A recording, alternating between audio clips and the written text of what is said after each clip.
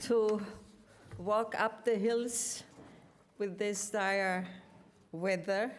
Thank you so much that you are here. It is really a pleasure to see you, and it is an extreme honor to have our very, very dear friend and admired Professor Michael Ignatieff with us. Thank you so much for accepting to be with us. Thank you.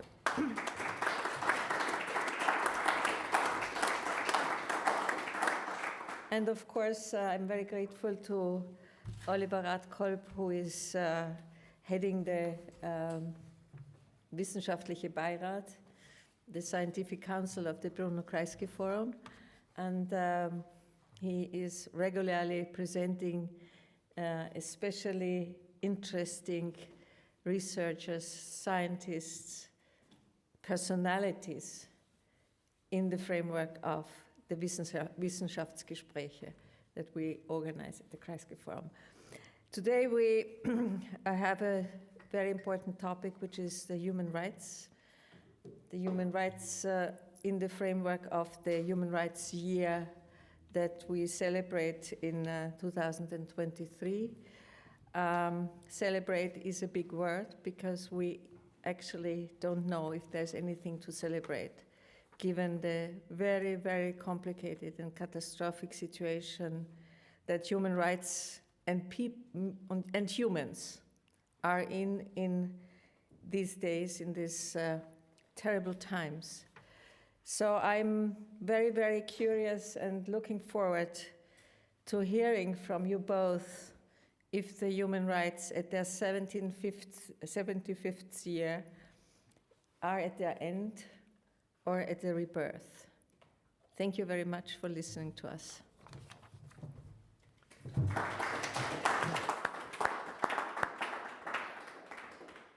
Yeah, thank you so much. I will briefly introduce Professor Michael Ignatieff. If I really do it in a correct way, it would take us, I think, at least 2 hours. Yeah? Therefore, I will limit my remarks to a few, I think, important biographical informations and also some references to his outstanding career. Michael Ignatieff was born in Canada. He studied at the University of Toronto and at Harvard University, but also traveled a lot. We talked before, since his father was a diplomat, he also already knew Europe from the beginning very well. He really has an outstanding career as a professor. I just will refer to the most important positions. In 2012, he served as Centennial Chair at the Carnegie Council for Ethics in International Affairs, and then at Harvard Kennedy School as Edward R. Murrow Chair of the Press. And this is, I think, a key position since 2016 until 2021. He was president and rector of the Central European University and managed to bring the present of Mr. Orban to Vienna.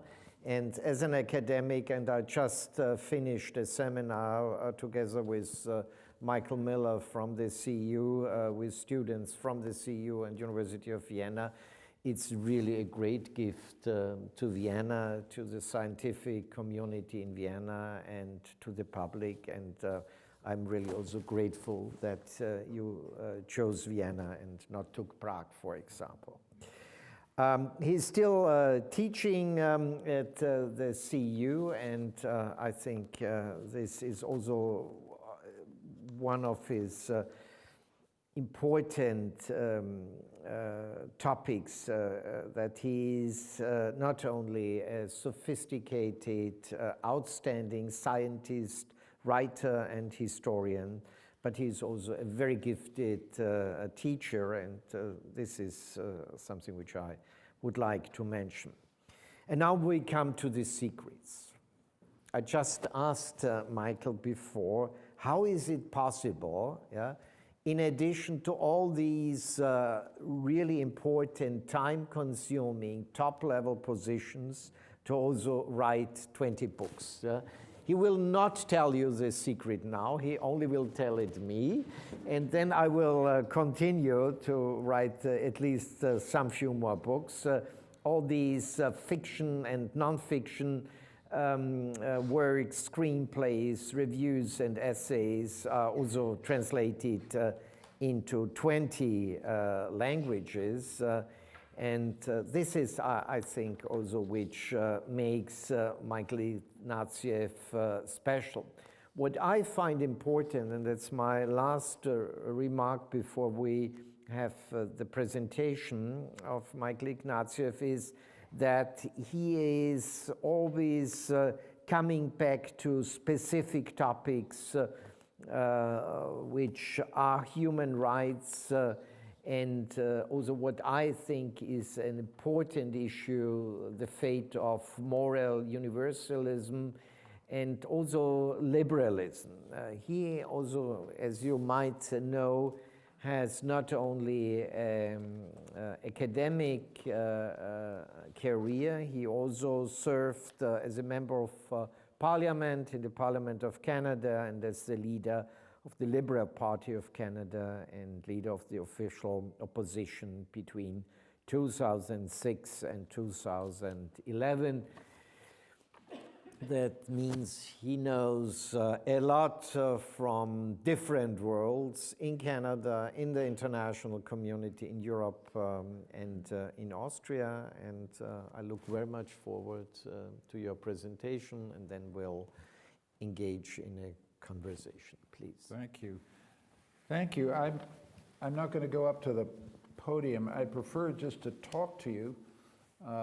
And I hope you can hear. Can you hear at the back? Is it okay? I'm getting some nods. Good, that's great. I tremendously enjoy being at the Kreisky Forum. So I'm very happy to be here. The slightly dicey aspect of it is that there's some friends in the room. And so I've got to behave. I've got to be on my best behavior and do a decent job. So there we go. I thought I would talk for maybe 15, 20 minutes, hopefully no more.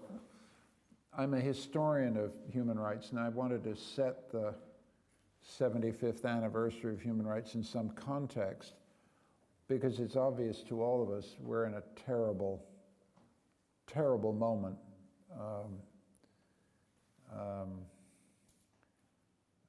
Anne Applebaum had a piece a month ago saying, there are no rules anymore. And human rights are one of the rules. And it's not just human rights. If you go back, let me start the history lesson. If you go back to the immediate post-war period in 1945, it's a period of extraordinary innovation in international law. In a period between 1945 and 1951, the basic pillars of the world that I grew up in were put into place. The UN Charter, with its prohibition on the use of force and the protection of the sovereignty of states, that was kind of pillar number one. Pillar number two at Nuremberg was the creation of an idea that was extremely counterintuitive, the idea of a crime against humanity. That is, if you engaged in certain kinds of brutality towards a group of individuals, you're not simply engaging in brutality to a set of individuals, you were attacking humanity as a whole. It's a hard idea to get your mind around, but it captured something that I think was expressed at Nuremberg, was that it wasn't simply that a lot of individuals were killed, the crimes amounted to a threat to the human race as a body. So that was the second pillar, I think, the idea of crimes against humanity. By 1948, you then have the Universal Declaration of Human Rights, drafted by an extraordinary collection of people, a Confucian, a Lebanese Maronite Christian, Catholic philosophers, even a Canadian law professor, presided over by a great woman, Eleanor Roosevelt. And it articulated again a pillar of our world that we need to recall how unusual it was. The idea that individuals have rights and that all individuals are equal. In international law until 1945, individuals did not have rights in international law. States had rights in international law, but not individuals. And what's being said here is that suddenly individuals have claims against states and have claims against states even if they're not citizens and don't have citizenship. So for the first time, individual human beings become subjects in international law. So that's the third pillar. The fourth pillar, passed in exactly the same year at exactly the same time, is the Genocide Convention. The claim that it is possible to commit a crime against a whole people. This was an attempt by an extraordinary Jewish emigre from Białystok in Poland called Raphael Lemkin, who all his life as an international lawyer had sought to understand first the Armenian genocide and then what was happening to his own people, and invented the term genocide for a crime which Churchill had said in 1942, we're in the presence of a crime without a name. This lonely, much ridiculed man who shambled around the United Nations carrying a great sheaf of papers, the kind of dirty old trench coat, the kind of guy that any sensible Austrian or Canadian diplomat would just say, I don't have time to see you. He's the guy who drafted the convention. I say this to my students so that they never bar the door to a funny man with a raincoat and a bunch of papers, because he might be the guy who has the idea that changes the world. And Lemkin is one of these people. So that's the Genocide Convention. But then there's a fourth piece. Have I got 1, 2, 3? I'm up to 4. The fourth piece is the Geneva Conventions, drafted in 1949, which are of obvious relevance at the moment. The idea that all human beings who are non-combatants have the right to be protected from military action, and that civilian objects and hospitals and schools and places that are hors de combat should remain hors de combat. And then the final piece of this architecture, these pillars, is the Refugee Convention of 1951, in which again a universal claim is being made that all human beings who are subject to persecution have the right to flee persecution and have the right to be taken in by another state, and have the crucial right of non-refoulement, have the right not to be sent back, forcibly sent back to the source of their persecution. So when you think about it, between 1945 and 1951, these pillars are put into place, and they've remained in place ever since. And I think having enumerated them, you already know which ones are toppling. You already know which ones are in trouble. And I will try to summarize it as we come to the conclusion where I think these pillars are shaky. But I think it's important then to look forward to what happened to the use made of international human rights in the next 75 years. And we forget how much work international human rights did. We forget, for example, that the key human right, the one that mattered most between 1948 and the mid-1960s, was the right of self-determination. International human rights played a crucial role in legitimizing decolonization and the end of empire,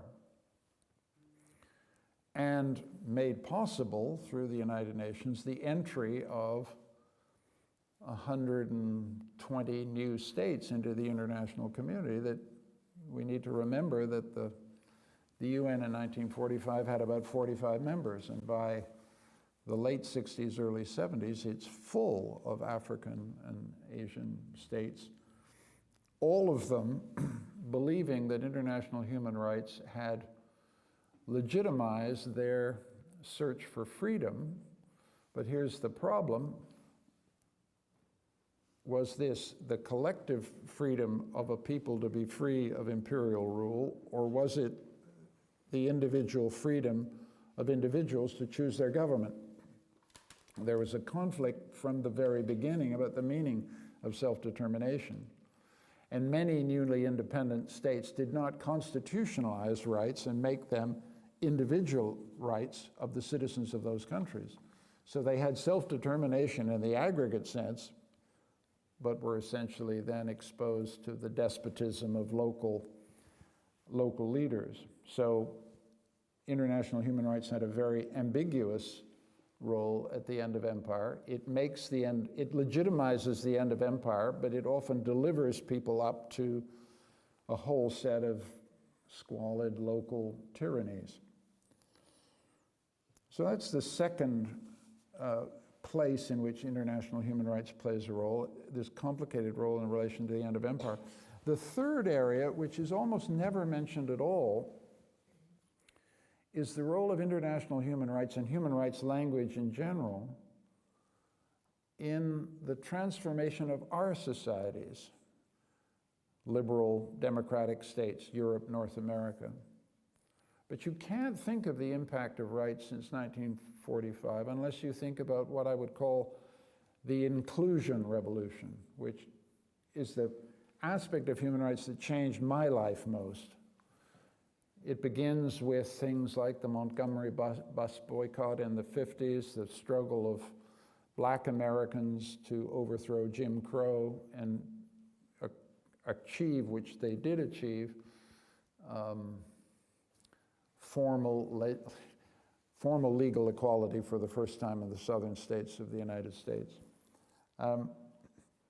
So it's black equality in the 60s, and the transformation of race relations around the world that went with the heroism of Martin Luther King and wonderful human beings like Louis Armstrong and Ella Fitzgerald and all the people who transformed the world's understanding of what it was to be a black person, and Kwame Nkrumah in Ghana. So, and in my country, it's and in Australia as well, it's the transformation wrought by Aboriginal rights, the sudden inclusion of our Aboriginal fellow citizens into our country to an astounding degree. My country, Canada, did not grant even the right to vote to Aboriginal Canadians until 1961. So this is part of what I'm calling the revolution of inclusion. And then let's then add feminism, the catalytic effect of feminism through the 60s, 70s, 80s, and 90s.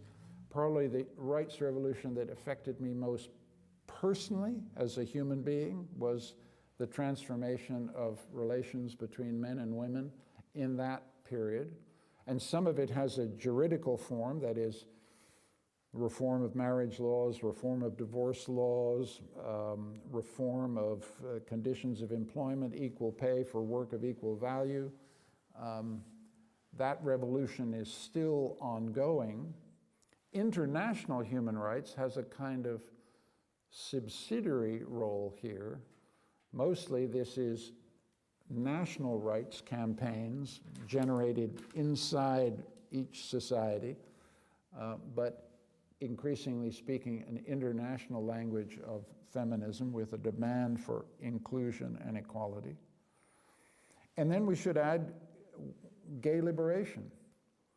One of the best moments in my adult life was in June 2016 in an Iowa cornfield, in Iowa, in the middle of the United States, standing in an Iowa cornfield beside a Jewish, a rabbi, where we officiated together. I don't know why I was there as officiating, that's another story, as I watched two of my students marry each other. Two men who loved each other marrying each other in an Iowa cornfield, because the guy came from Iowa and he was marrying on his own farm, and that wasn't easy. Iowa was not especially friendly towards gay marriage, but it was a moment where you suddenly thought, this is what the rights revolution means. This is how it changes societies. And they're still married, and so there we go. So that's the inclusion revolution. I think the fourth element here is the ways in which rights have undergirded the emergence of something we're very ambivalent and have a lot of difficulty about, which is the multicultural society. The Refugee Convention has become, a battering ram in which basically a tremendous number of essentially economic migrants looking for a way to have a better life or using the Refugee Convention to get their way into our societies. So we have an international convention that was created to save people from political persecution, and now it's under enormous pressure from the tidal wave of migration. And some of that's causing problems, but some of our commitment as a liberal society to equality and equality of rights is what's holding a multicultural society together. That would be, I think, the fourth element of what I would call the rights revolution since 1945. So I've laid out some of the elements of this. 5 new pillars put into place between 1945 and 51.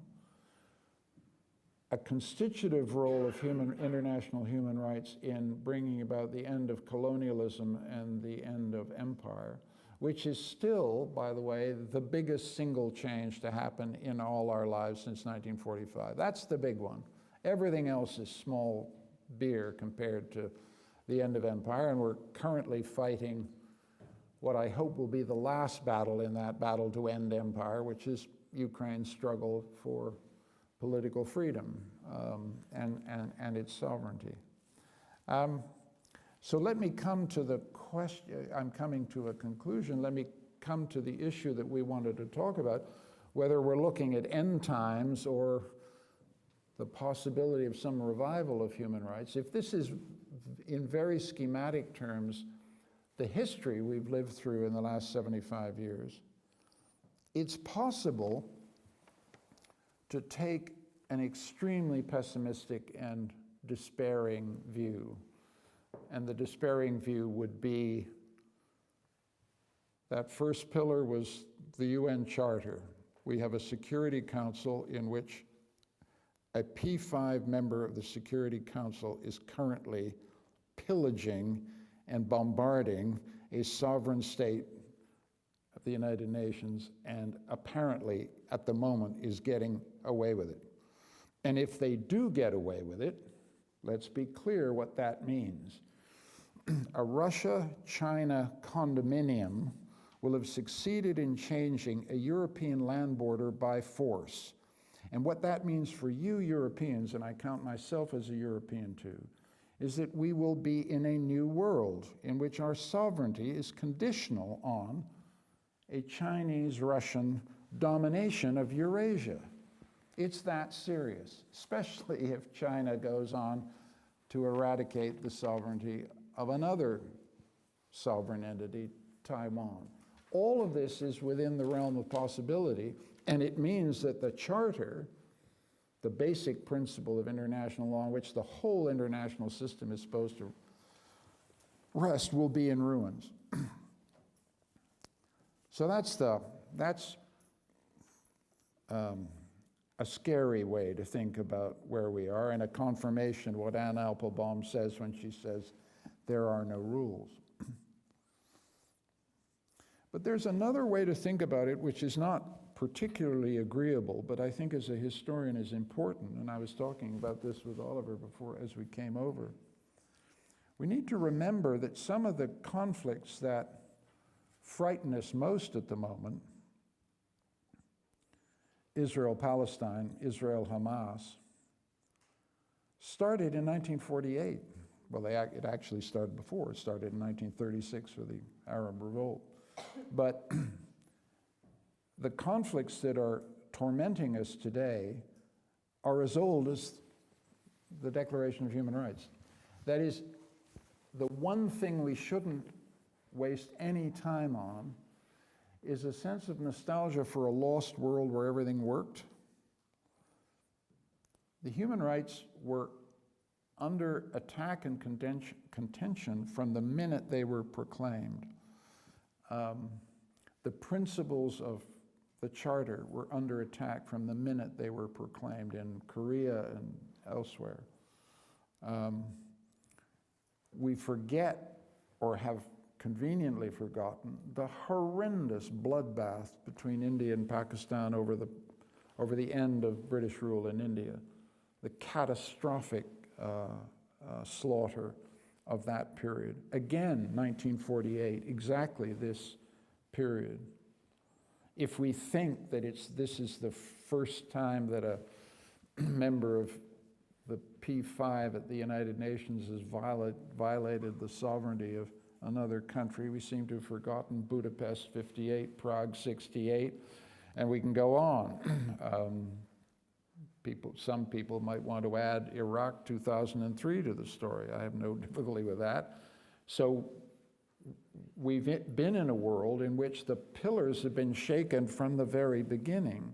And so we have to have a coldly realist sense of the place of these pillars in the international order. And if we think about the incipient threat to the sovereignty of Taiwan, we have to remember, again, the Chinese Revolution is only consolidated in 1949. So in this founding period of our modern world, in which we put up new pillars based on the idea that individuals have rights, that sovereignty must be protected, but it has its limits, and human rights is a limit on sovereignty. Civilians must be protected in war. There is such a thing as a crime against humanity, and all refugees have a claim on being safely cared for.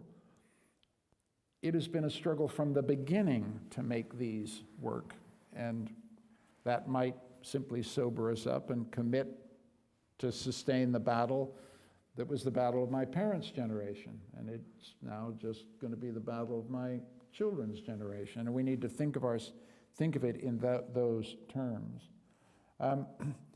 My concluding thought is this, that, and to go from a sort of historical analysis to a more philosophic analysis, you know, I taught human rights all my life, but one of the things I teach my students is that human rights is a thought experiment. The idea of human equality and the idea of moral universalism that goes with it is a thought experiment.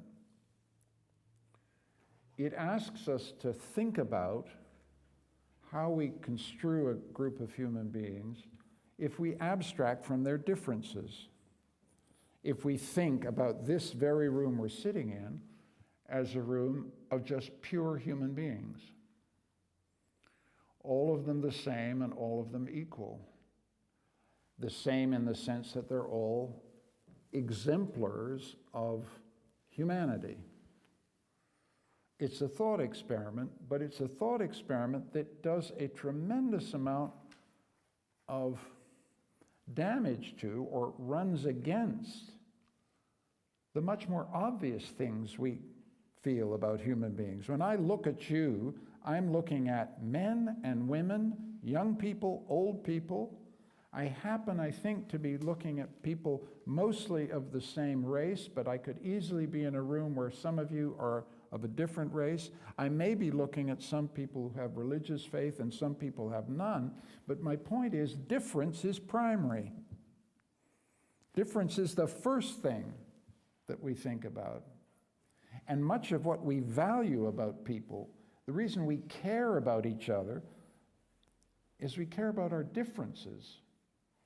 We make marriages across the differences of gender, which is an adventure, to say the least.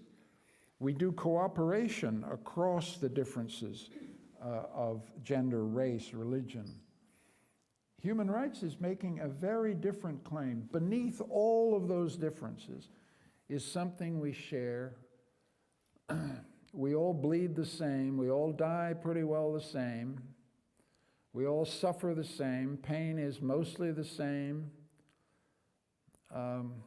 And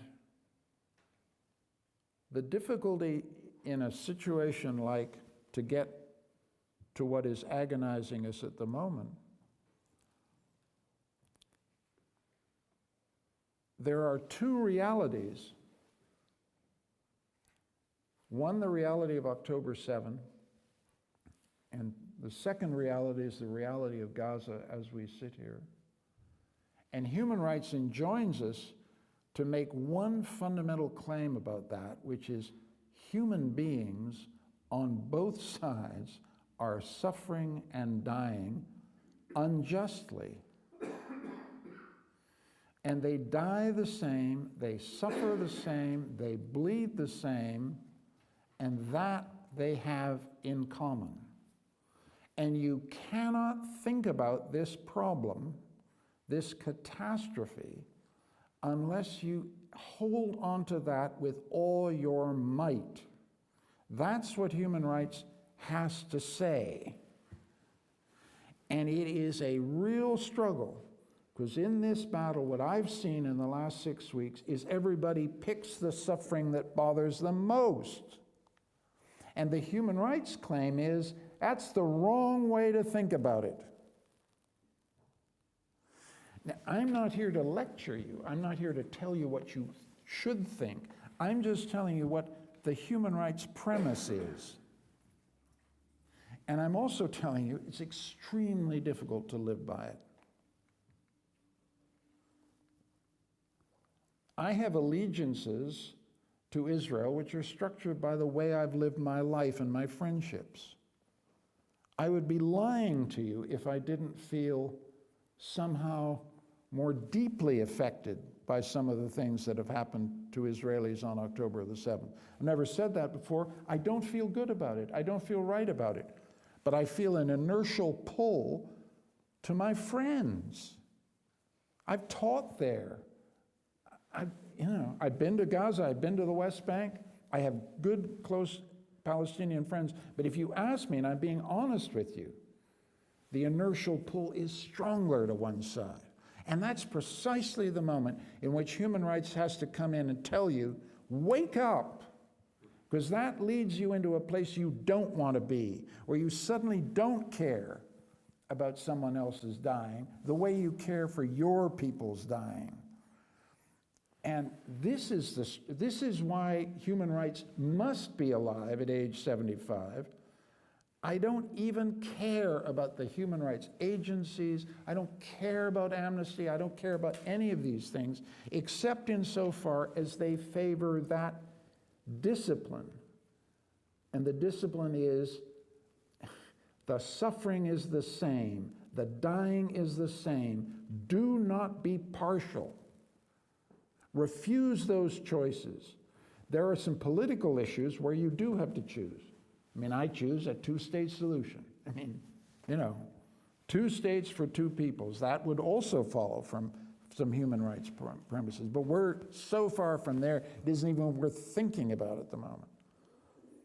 But the basic premise that these forms of suffering, and don't get into the stupid business of thinking whether 15,000 people died on this side, only, you know, 1,600 on that side, so there's more suffering on that side and less on this, so we care more. I mean, human rights is telling you, don't do that. Right? This is why this stuff is difficult to teach. This is why it's difficult to hold on to. Moral universalism, I would argue, is in permanent crisis because it makes such a demand on our very natural human partialities. There's nothing ignoble or wrong or indecent about feeling, you know, those are my people. That's human, deeply human. But human rights arose in 1945 because somebody saw that some of the ghastly tragedies that we had inherited in the 20th century had occurred because of a murderous partiality towards our own. And that's why they put those pillars in place. And at the moment, those pillars are shaking. But they're shaking not because of the evil, wicked behavior and cupidity and failure of the statespersons who rule the world. They're also shaking because of something inside us. That's what I'm trying to get at, something inside us which is deeply resistant to the moral demands that human rights makes of us. So there we are. I'm going to stop there. Thank you. Thank you.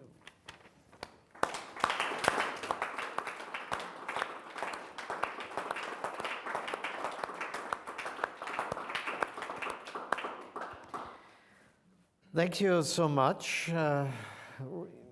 I think we now could discuss hours and hours, but we have to limit ourselves. I really liked also the 2 models you were explaining. Yeah, human rights as a permanent thought experiment, and at the same time, and that's my first issue I would like to raise with you, is going a little bit back into the history of the Cold War. In your most recent book, you have published around letters of Václav Havel to Olga. I really liked the whole book, and especially that you chose this correspondence, because I think it's a good example when you look at the unbelievable situation of Charter 77 members like Václav Havel and many others who were imprisoned or forced into exile. But in the end, and here the Conference for Security and Cooperation in Europe certainly played a role, also communicating human rights, but it was nothing else than symbolic power, but it worked. And that's my issue to you. Could we also may reanalyze and completely rephrase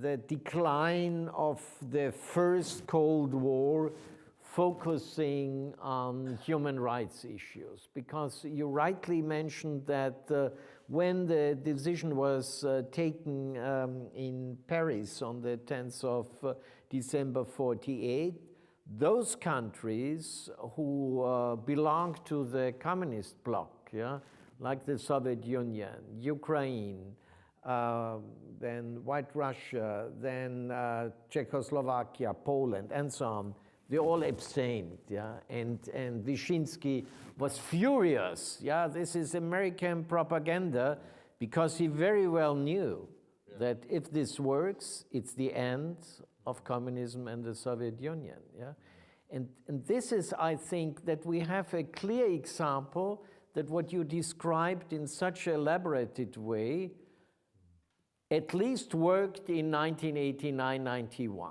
yeah?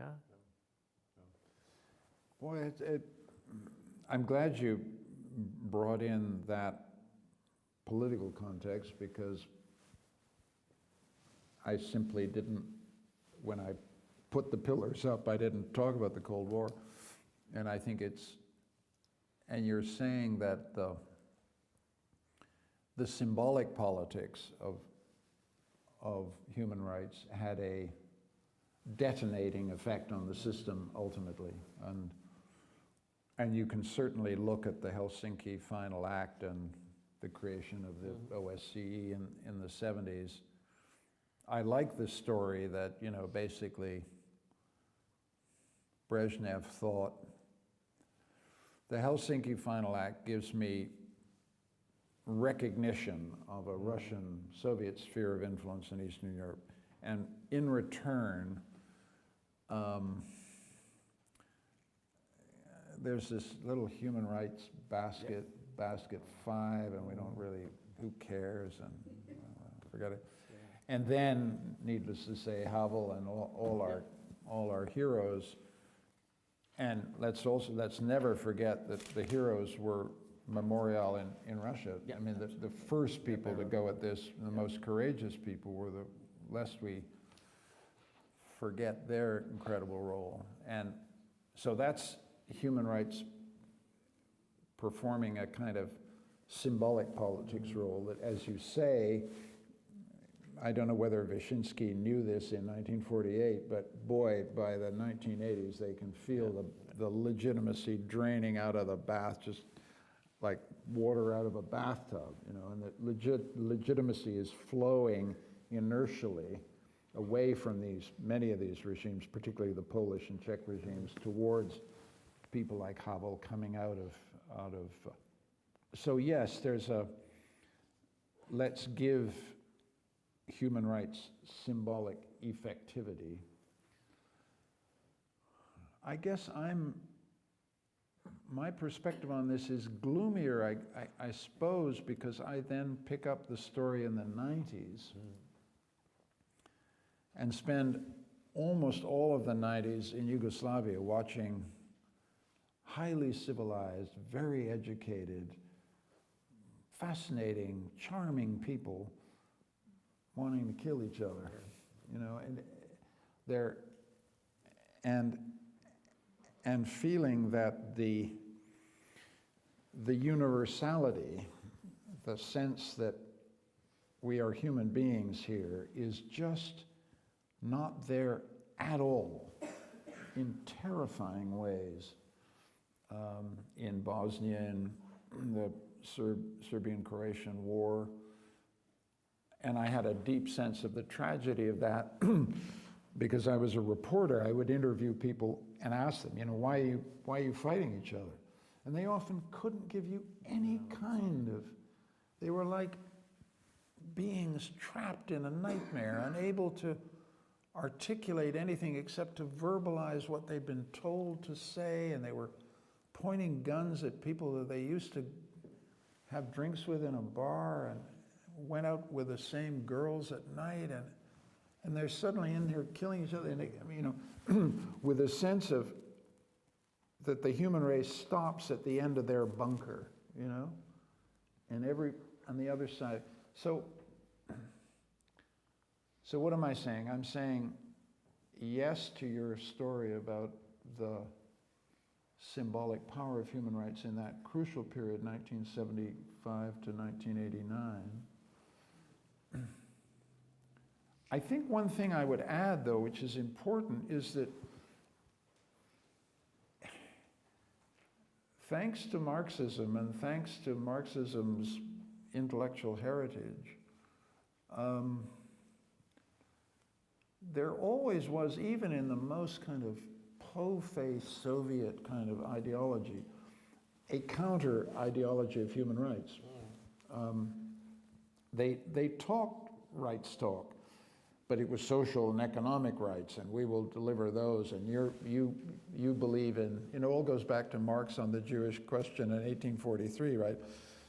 you bourgeois believe in, legal, juridical, political rights, and that means that everybody's equal to sleep under a bridge, and we believe in social and economic rights, and we will raise people up. And so part of the reason the symbolic politics works is that this empire does rights talk too, and it doesn't sign the UDHR, but it feels very angrily that the Soviet bloc has something to contribute to that discourse, and I think that's one of the reasons why it's. But some of the folks we're dealing with now, that's not. There's no commonality on rights at all. I don't want to diabolize Hamas. That's not where I'm going. I'm just saying human rights is not what Hamas does. That's not their language, right? And I think so we're in a different world where there isn't the possibility of a language across the divide. I would like to take up another issue, which really I think is also very important. And I must admit that what you have referred to, this Russian-Chinese dominion, is really something we should think about. Yeah? And when we, at the same time, and we have a lot of studies around the world, focusing on the global decline of parliamentary liberal democracy, then my issue is that human rights, if we really believe in human rights, as you have presented us in such an elaborated way, and also in this historical analysis after 45, learning from this unbelievable history of World War II and the Shoah, that really focusing on human rights also when it comes to education has really also, I think, is a major contribution to democracy. And I think my feeling is, for example, when we are doing what we call civic education in schools and so on, we do it, in my opinion, in the wrong way. Yeah, it's much too formalized and so on.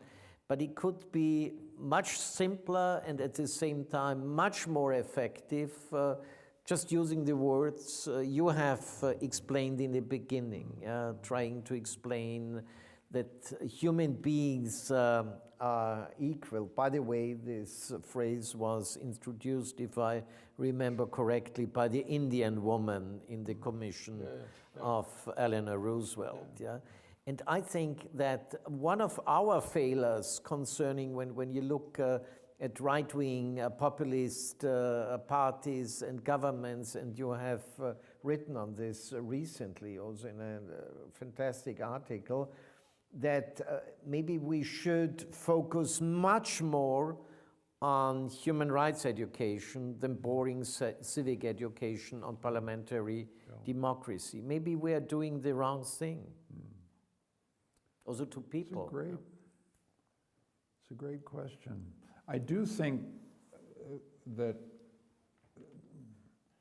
the crisis of human rights expresses itself not only in the catastrophe, Israel-Gaza, not only in the bloody stalemate in Ukraine. It is also expressed in some of the authoritarian, illiberal challenge to democracy. I mean, Orban wants to,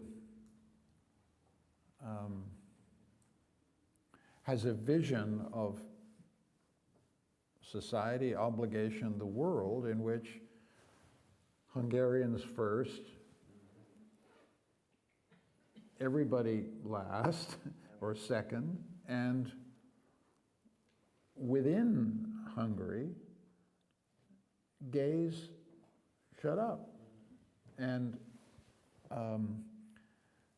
talk about school education, that, you know, the banning of any expression of gay identity in Hungarian schools is part of a ideological vision which just will not live with difference and will not see and respect human equality. I mean, it's just, this is, and this is an ideology which is very, very strong.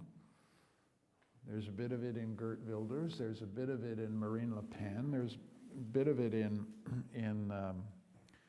the Spanish right-wingers, some of it in, you know, Fico in Slovakia. And then you have to analyze why that's happening, which is this sense of moral universalism that I'm talking about is very threatening. It's not merely that it's difficult to see the human being beneath all our differences. You really don't want to, because first of all, it may create obligations to take in strangers. You don't want the strangers in at all anyway. I mean, you know, nationalism is not some kind of, you know, viral plague. It's a very natural affiliation that people have. And they don't want to share what they've got. Universalism is making claims that say, these desperate people at your borders have a claim on you. And people are saying, I'm sorry, I don't, you know, charity starts at home. My obligations start at home. We all have difficulty with this. Moral universalism is questions the priority we give to our own. And Orban and these people, and Le Pen and all these people, have gone on right to it. This is a vulnerability, because it feels natural. French for the Frenchmen, Hungarians for the Hungarians, Austria for the Austrians, and on and on and on and on and on. And in a world where there are an awful lot of people who want to live with us because we live well, it seems, so I don't, this is what's the problem. It's not that this is some horrible ideology of a kind of strange kind that's invaded stable liberal democracy. No, there's a permanent struggle between the claims of the nation and the claims of moral universalism that got set in place in 1945, and got set in place in 1945 because, you know, Adolf Hitler took the language of nationalism and racial nationalism and led a whole continent off a cliff. And so the reaction to it was to refurbish and rebuild and put into international law a whole set of structures that are morally universalist in their claims. And the battle between these two tendencies goes on.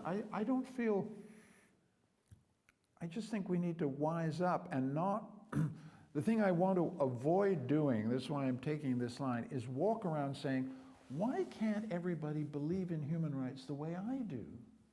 What's wrong with these people who vote for liberal authoritarians? I'm trying to flip it and say, we really have to understand deeply why this is plausible. I know decent, good human beings who vote for Viktor Orban, whom I despise, right? And so my question is, forget my feelings of despising these liberal authoritarians. Try and get inside their heads and figure out why this is a plausible view and why my moral universalism is fighting having such a struggle. And, you know, And I think out of that discussion and debate will come a politics that stops lecturing people and telling them, you really oughtn't to feel what you feel. You ought to be a better person. I've been in politics, and there's one thing that will absolutely kill you in politics, is telling your electorate that they should be better people. That's not how politics works, right? So, and since my political career was so fantastically successful, I have the authority to say this. Okay. Yeah. Let me maybe come to an end to this discussion, because you gave us so much thought, yeah, that takes us. Questions. Yeah, no. I'm taking notes and thinking about it. Yeah. Let's go back to 1948 and try to compare this situation, and you elaborated on this. Yeah, we could, if we exclude everything what happened between 1948 and 2023, could say that the international community was not able to solve the Middle East conflict, to call it. The international community was not able to solve the Korean separation and problem, was not able, if we go a little bit further in 48, to solve China, Taiwan, yeah. Why? Yeah, you know, on the one hand, I completely agree that never in history before so many people really tried hard to learn from history, from the disastrous 2 world wars in Europe, and really place, as you have elaborated on it, certain pillars, yeah, to prevent such a disaster. But at the same time, under the cover, yeah, all these key problems of 1948, and I think if we think it through, there will be a lot of others, yeah, have not been solved. Despite all these changes, yeah, we are in the middle of the digital revolution, but we are still back in 48. Why? Maybe the problem is the word solve. I see Wolfgang Petrich here, and Wolfgang will know solving is kind of difficult. Parking problems is often the best you can do. Wolfgang was in the Balkans and did a hell of a job trying to keep the Balkans from blowing up. We didn't solve Korea, and it is a very explosive, permanent state, because the North Koreans are nuts. But if you've been to South Korea, you're looking at a fantastic success and an amazing society. Pakistan, India, no, we didn't solve that. The partition was awful and bloody, but they're not at war, so it's parked.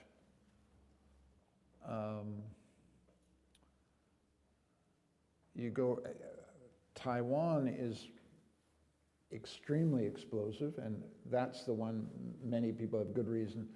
It ought to stay parked, and the problem is that Beijing has made this a historical goal to reunify the country. So there's some sense in which the best we've done is we've parked problems. We've understood and people are not dying in these places. And history would tell you that's a pretty good result.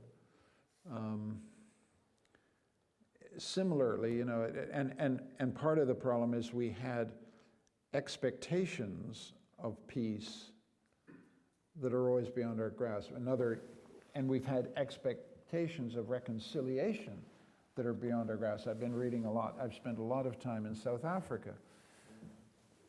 And you can say, one way to look at South Africa is it's a complete disaster.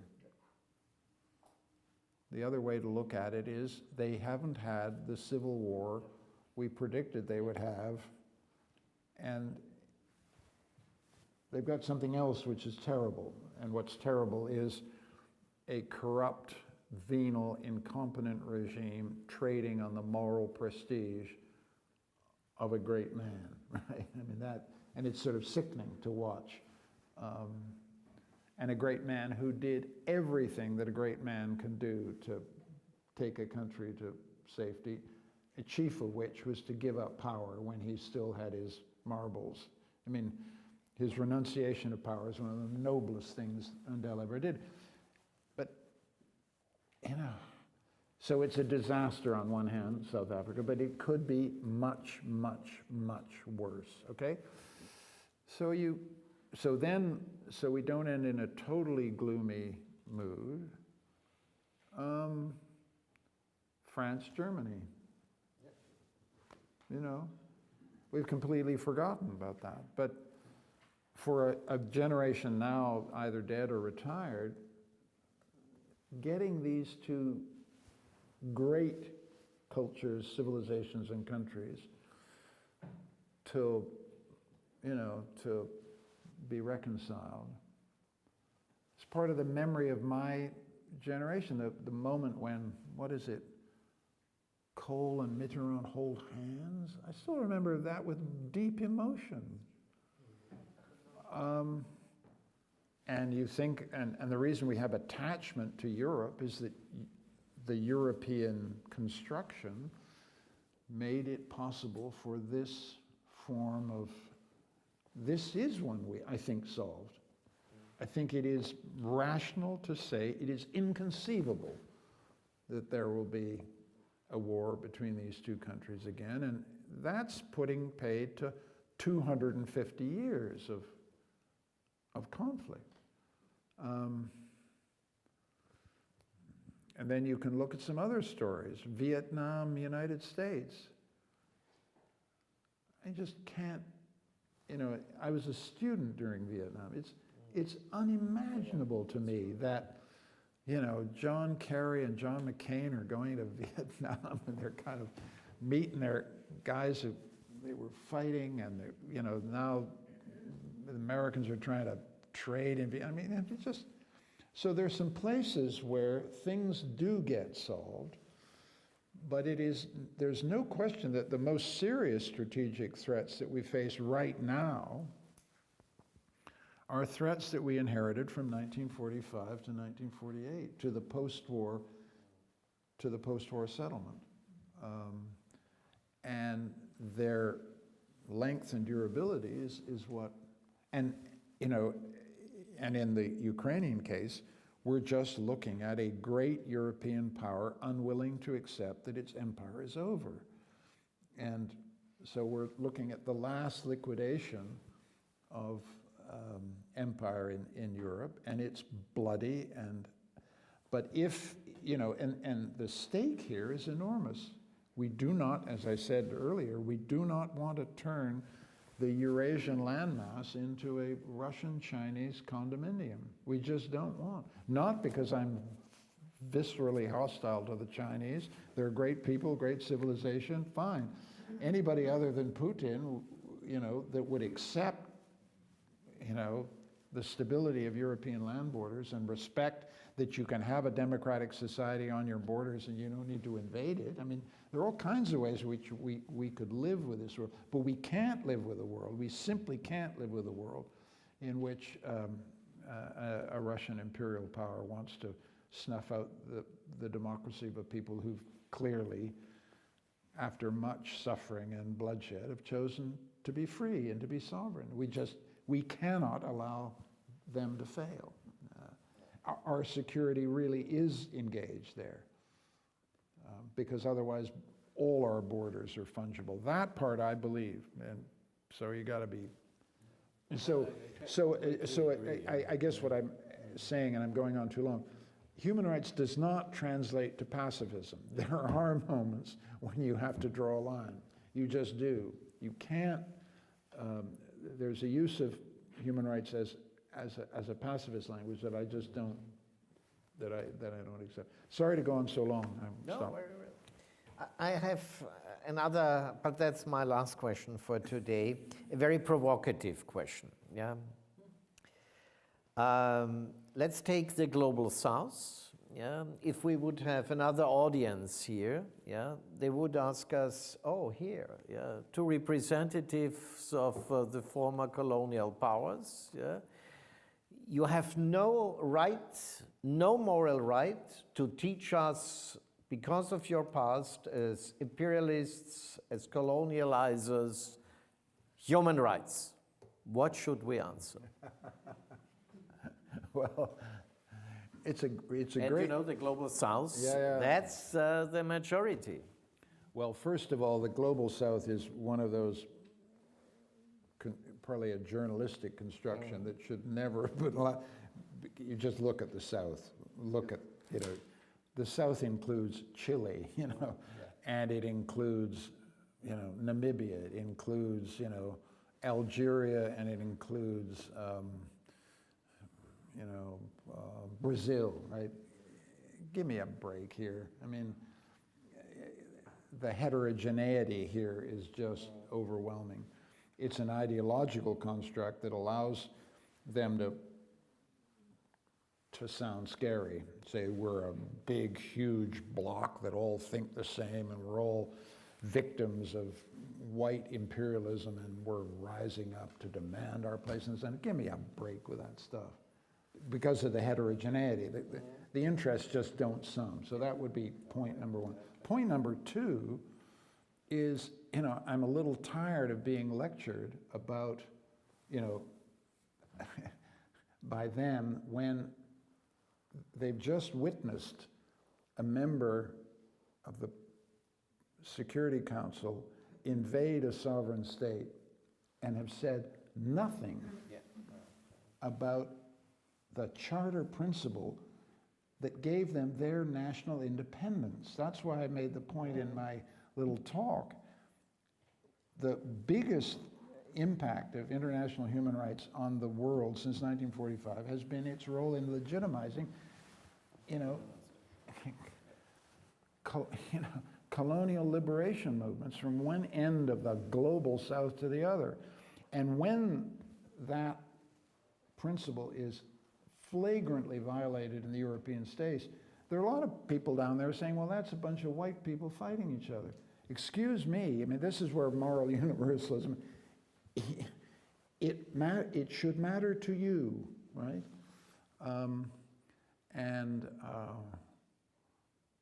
And one of the better things, having trashed the Global South and said all kinds of things that'll get me into trouble, you know, one of the best defenses of the principle of sovereignty came from the Kenyan delegate at the United Nations after the initial Russian invasion. I mean, he got up and said, look, I'm a Kenyan. I am a country created by a colonial power. And what you, the global North, needs to understand is we sat here with borders that we didn't create, that had, you know, some of our people on one side of the border, some of ours on the other side of the river. And most of us, he said, which is historically accurate, did not go to war to change the colonial borders of our colonial inheritance, because we believed that the state order of Africa depended on us respecting rules we didn't particularly like. So he points to the Russian ambassador and says, you know, this is what you're doing. You have a quarrel with your borders, and this is a danger to international peace and security. Now that's the Global South getting it right. I mean, my point being, we should be listening to all kinds of voices, especially from Africa, but free of this ideological, I'm about to use a technical term, bullshit. Sorry, it's a technical term, it's not. Thank you so much. Pleasure. Thank you. Pleasure.